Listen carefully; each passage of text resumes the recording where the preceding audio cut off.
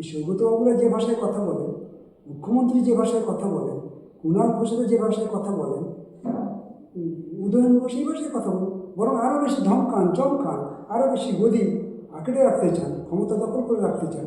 সুতরাং উদয়ন গুহ এখন আষ্টে পৃষ্ঠে পুঁজি এবং ধনতন্ত্রের মধ্যে বিরাজ করছে। আপনার কমল গুহর কথা মনে আছে? তার বাবা সম্বন্ধে উদয়ন গুহ কী বলেছিলেন? বলছেন বাবাও চোর ছিল।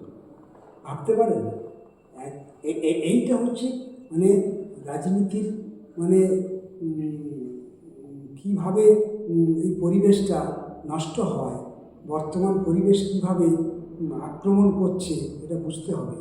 এই যে বিশ্বায়নের যুগে এই যে রাজনীতি প্রত্যেক দিন আমাদের মস্তিষ্ক খনন করছে, তার প্রকৃষ্ট উদাহরণ হচ্ছে কমল গুহর ছেলে, হচ্ছে এখন যিনি এমএলএ আছেন উদয়ন গুহ, প্রকৃষ্ট উদাহরণ।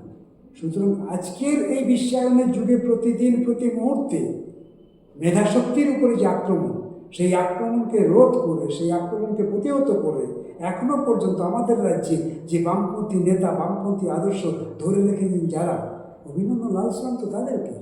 লড়াই বিশ্বায়নের বিরুদ্ধে, লড়াই পুঁজিবাদের বিরুদ্ধে, লড়াই মস্তিষ্ক খনন করছে তাদের বিরুদ্ধে, তারপরেও রাস্তা দেখানোর জন্য শ্রমিক শ্রেণীর নেতৃত্বে গরিবদের ঐক্যবদ্ধ করার মধ্য দিয়ে সমাজটা পরিবর্তন করার লক্ষ্যে এগোচ্ছে। এটা বিরাট বড় ব্যাপার আমাদের কাছে।